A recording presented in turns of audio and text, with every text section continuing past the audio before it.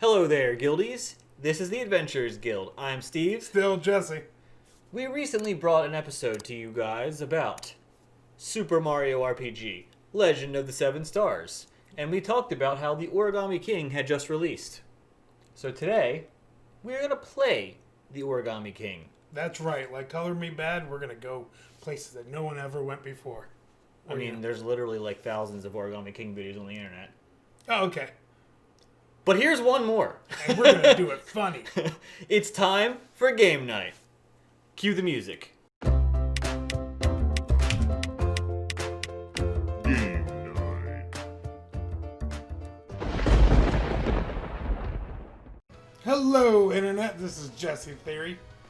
No, that's not our show. That's right. I keep getting mixed up. What? Welcome to Paper Mario the Origami King. Once again, Jesse is playing from the main seat, but you'll notice I am now taller. That's right, like I mentioned in the other video, the camera's over here, not over here. Like I mentioned in the other video, I got myself a booster seat. No, I'm just kidding. I'm sitting on a pillow. I lied. This is a blanket. I'm sitting on a blanket. I've had a lot of Monster. Yeah. Alright, so obviously this game's been out for a little while. We are a channel that does not show games the day they come out, things like that. You know, That's because we're playing them. We play whatever, is fun at the moment. So we are this is Jesse's game. We're a couple of hours in to Origami King. We just want to show you the makeup and how the game runs. How adorable Mario is, and look at him go. So I will say this game visually is very stunning. This is the closest I've had to enjoyment since the Thousand Year Door. Not saying I didn't like the other Paper Marios, but Thousand Year Door will always. I'm special. Look, I'm getting emotional thinking about it. But this one's not bad. I mean, what do you think, Steve? Let's hear your opinion. So, I'm conflicted. The game is super fun. Why don't you go try to find a battle somewhere? So we can show how some of the ring battles work. I was going to show off the town. But go for it. Yeah, go for it. So, this is kind of your main hub world. That's why I wanted to show everybody. I'm conflicted because the game is super fun. It is hilarious. Typical Paper Mario fashion, the game has a lot of really cute character moments that are funny. Your sidekick in the game is hilarious. This is also true. And borderline useless. Mm-hmm. So, I wish there was a leveling system. But again, here we are in the item shop, and you can buy new weapons. You can buy accessories, that do different things, like not armor, but accessories that give you different functionality, improve different abilities. So there are, and you have hit points. So there are serious RPG elements to the game. That's what we call it an RPG light. It's interesting because when the series started out, and granted, when I say series, I'm talking about Mario RPG and not Paper Mario.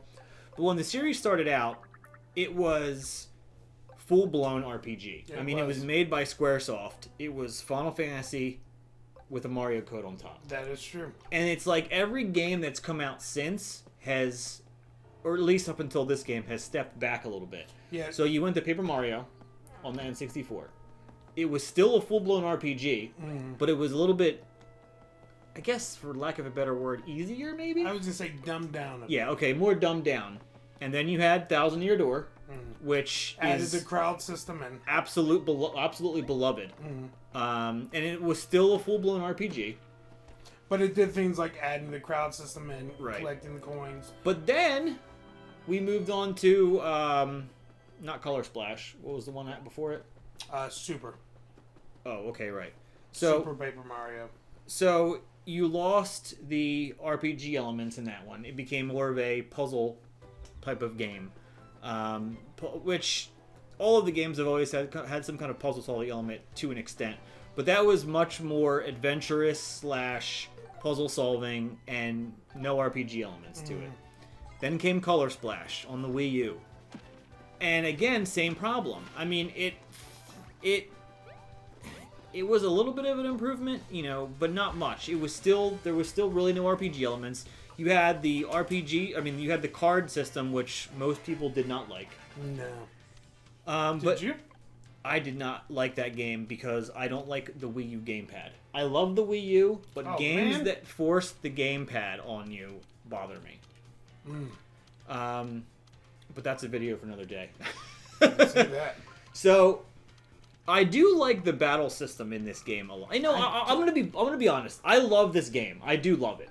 So I don't want to be too critical of it because I think the game is fantastic. I just wish it was a full-blown RPG as opposed to like an RPG light. Yeah, I don't like the puzzle of lining the people up. See, I think that's neat. And actually, as the game progresses, there is... I don't want to spoil anything for you, but this is maybe like the super minor spoiler. There is an item you can get later on that makes the ring portion a little bit easier. Okay. Because it's annoying. But you can also pay Toads a minimum of 100 coins, and they give you a clue to how to solve it. And technically, you can do every battle without ever solving a ring. It's just harder because you don't get a damage bonus. So, and again, this is a combat system. So, I mean, you have different weapons. You have your smashes with the hammer. You have your jumps. I'm glad I'm doing better on the jumps this time. Remember last time we were playing? It was remember. embarrassing.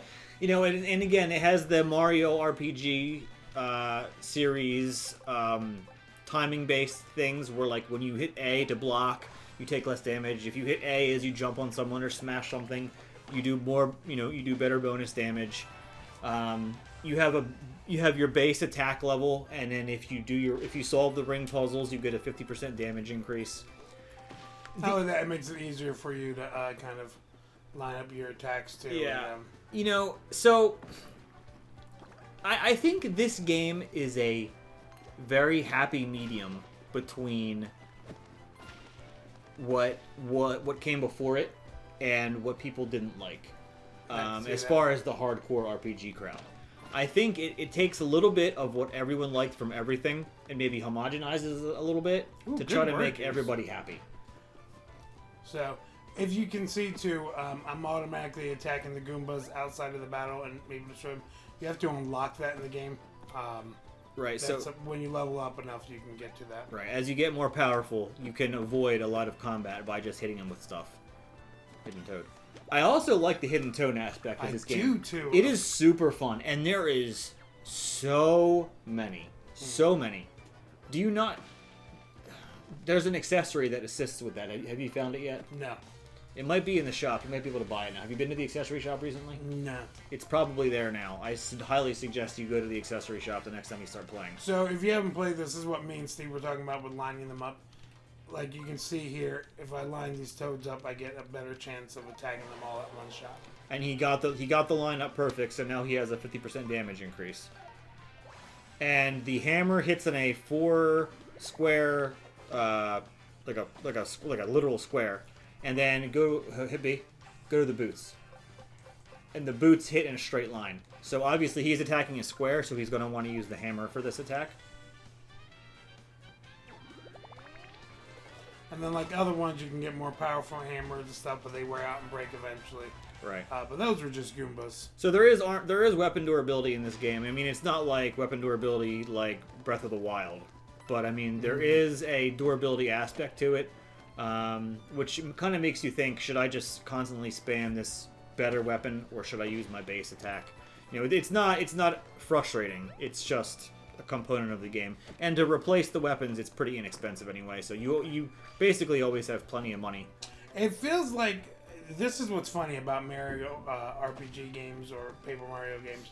It feels almost like it's accessible for everybody, but they're a little just... too difficult for young kids. So it's like that happy medium of who they actually want to play. Yeah. But since you brought up Breath of the Wild... There's a toad right there. Since you brought up Breath of the Wild, I have to know. What are they doing for part 2? Think we're going to play as Zelda? I know this has nothing to do with this video, but I have to know. It would be awesome if there was... I don't want her to be the main character, but if she is a core component to the play, like the play mechanics, that would be pretty cool. What if you played as them at the same time? Like brothers? Or that game Stretcher. Or stretchers, yeah. That's not going to happen, but that would be an interesting concept. You want to leave a comment below and let us know what you think they're going to do with Breath of the Wild 2. Because it really does look like Zelda's going to be a huge part of that. And that was kind of Breath of the Wild. I don't know why I'm talking about it during this. Mario's great. Breath of the Wild was the first one to really give Zelda a story like that. Like, she'd been fighting Ganon for that many years. Hit that sign. Your sign. Yeah, so, I mean, you know, I love the game. You know, we don't rate games but on this channel, but if I were to give this game a rating, it would be a very positive rating. I definitely recommend definite it. play. Yeah, for sure. And it's a beautiful game, too. That's one thing about these Paper Mario games is... Like, that's the one thing about Nintendo is they know how to make their games. Like, even with their limited, as people call it, their limited... All you got to do is look at some ports of certain games onto the Switch to see how poor a lot of them look or how the performance is bad, and then play a first-party game. Yeah. And it's like... I mean, this game isn't massively graphically intense, but pop something like Breath of the Wild in or Super Mario Odyssey, and those games are staggeringly beautiful. It's even like the little details of the toads and the... It's a fun and pretty fun game to watch. Like I said, when I do have this game on, my wife will stop and watch me play. My kids will always stop and watch me play. It's just a fun game to watch. But I mean, I think we have kind of given this the once over. I feel like we've given a good explanation to any viewers. Trouble getting words out there. Yeah, you know, sometimes it depends on how much caffeine I have. We talked about there's a safe limit of Monster, and I think I may have exceeded it for this particular video. We talked about, you know, Paper Mario, Mario RPG. You switched over to Legend of Zelda for some reason. Yeah, I don't know why that happened. Yeah, it's weird. But I do think we should probably kick it over to the outro. I agree. So let's do that with a. We snap all the time, and last time we threw it. You want to rip it? Oh, this is a Paper Mario game. So, like a sheet of paper, let's rip our way to the outro. In 3, 2, 1. Okay, that... Boom! Boom! Unfolded. Ah, get the reference? Isn't it usually me that does the sight gags? I know, it was me this time. It felt real. I mean, it felt okay. I'm a little weirded out, but I liked it nonetheless. That was the Origami King. It is a super fun RPG. Well, RPG light, I guess we would say. It's a puzzle. Yeah. You gotta puzzle adventure with get the RPG bobs elements. in the right place just so you can hit somebody and stuff. I'm excited. Sorry. Wow, okay. All right. Jesse is really animated right now. I'm animated. Why don't you go fold yourself some origami while I eat some salami? I don't know where I'm going with that. I was going to try to turn that into something entertaining, It but was nothing. It just ended up being a bad rhyme. All right. Let's end this video before it's too late. Big thanks, as always, to our Guild Hero patron members. They are appearing right here. Oh, hey, guys. For the Adventurers Guild, I'm Steve. Still Jesse. This has been Game Night. Go check out Paper Mario the Origami King because it's A-OK. Fold away. I'm getting blown away by the wind because I'm paper. Oh! We'll catch you next time. Oh! Oh, this is so stupid.